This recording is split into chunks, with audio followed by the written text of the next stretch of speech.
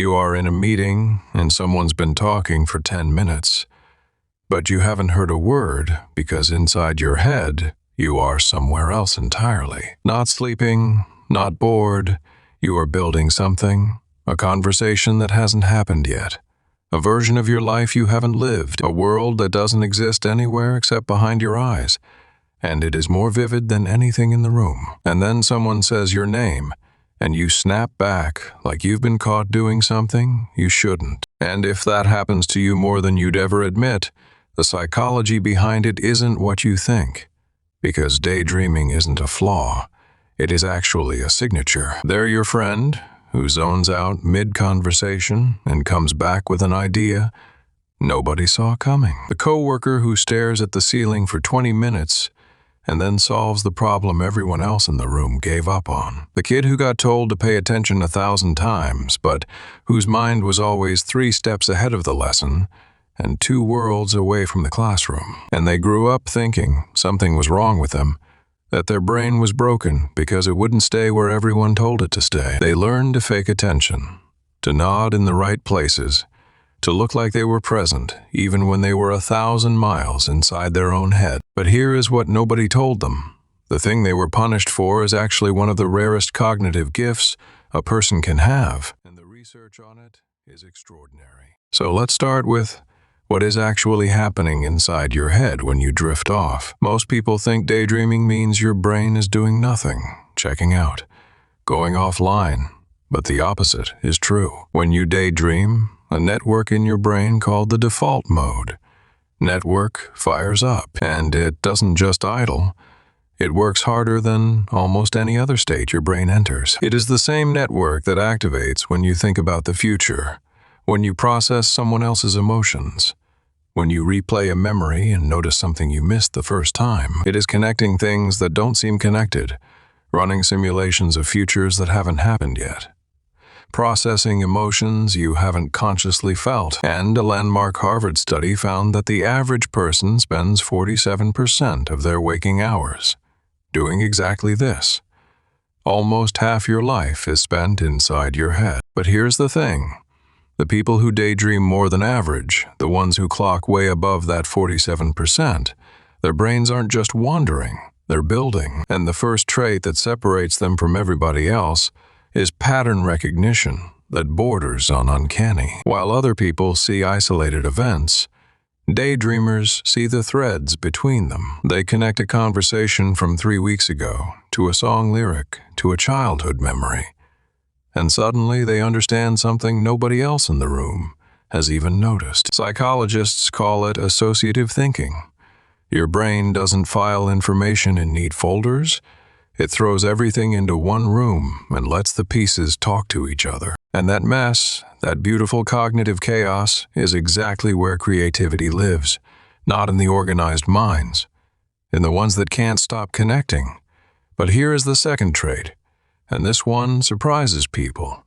Daydreamers have abnormally high emotional intelligence, because when your brain spends that much time simulating conversations and running through hypothetical scenarios, you are essentially practicing empathy on autopilot. You've already imagined how this person feels.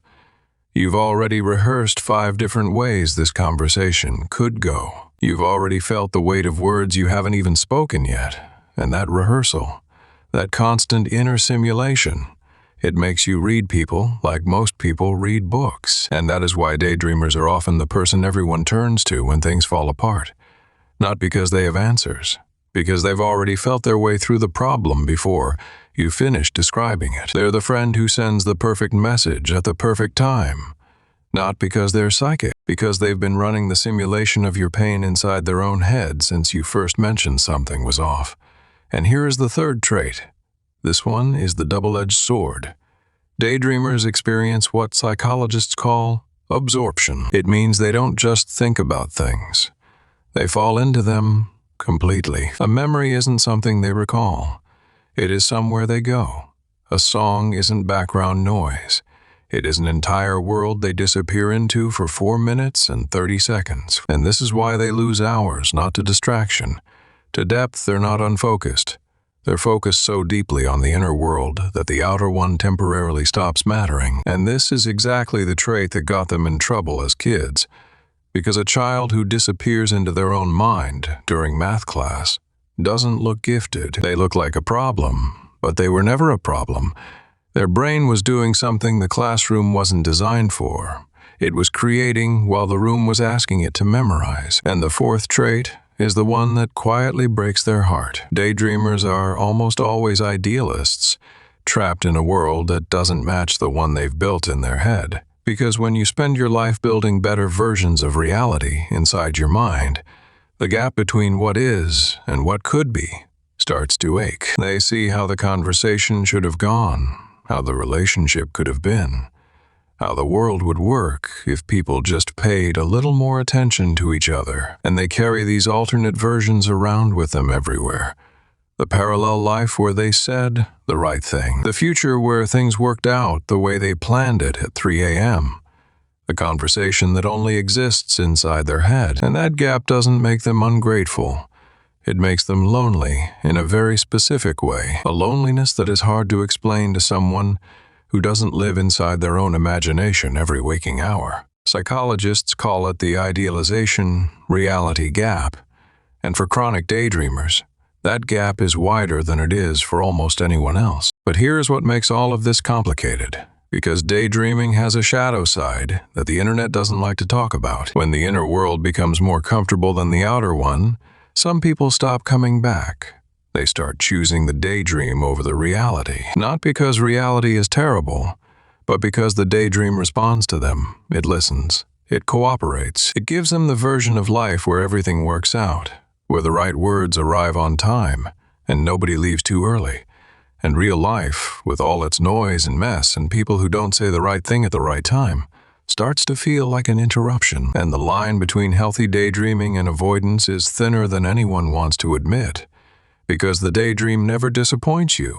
Real life does that constantly. But here is what the research actually shows about where these people end up. And it is not what you'd expect. The same study from Harvard that tracked mind wandering also found that people with high default mode network activity were disproportionately represented in creative fields. Writers, musicians, inventors, therapists, people whose entire job is to see connections that other people miss and build worlds out of thin air. And it makes sense when you think about it. Every novel started as a daydream. Every invention began as someone staring out a window, imagining something that didn't exist yet. They didn't succeed despite the daydreaming. They succeeded because of it. The wandering was always the engine. The world just took a while to catch up. Cognitive scientist Jonathan Schooler says it plainly. A wandering mind isn't idle. It is usually working on something bigger than whatever the room is asking for. So if any of this feels like your entire life just got narrated back to you, here's what I want you to take with you. Your brain is not broken. It never was. It was always doing exactly what it was designed to do, connecting things, simulating futures, feeling deeply, building worlds. The world told you to focus, and what it meant was shrink, fit into this moment. Stop going where we can't follow you. But the places you go when you drift, those aren't distractions. Those are the blueprints for everything you are going to build. And the people who love you will learn to recognize that look in your eyes. The one that says, I am not gone.